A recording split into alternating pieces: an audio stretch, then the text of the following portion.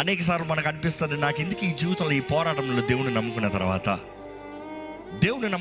నాకు ఎందుకు ఈ కష్టాలు, ఈ ఇబ్బందులు, నాకు ఎందుకు ఈ అనారోగ్యంలో, నాకు ఎందుకు ఈ వ్యాధి, నాకు ఎందుకు ఈ ఛాలెంజెస్ దేవుని నమ్ముకున్న తర్వాత.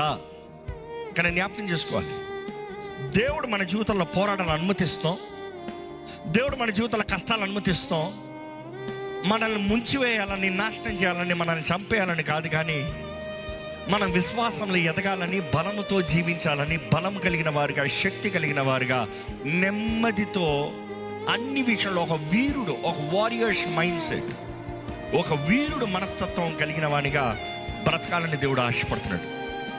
ఎందుకంటే ప్రతి విశ్వాసి జ్ఞాపకం చేసుకోవాలి, ఈ లోకంలో మనం జీవించేదే, మనం ఆత్మీయ పోరాటాల్లో పోరాడుతున్నాం. స్పిరిచువల్ వార్ఫేర్, పోరాడుతూనే జీవితము. పోరాడుకున్న లోకత రాజీ పడిన వాడికి చచ్చిన స్థితి.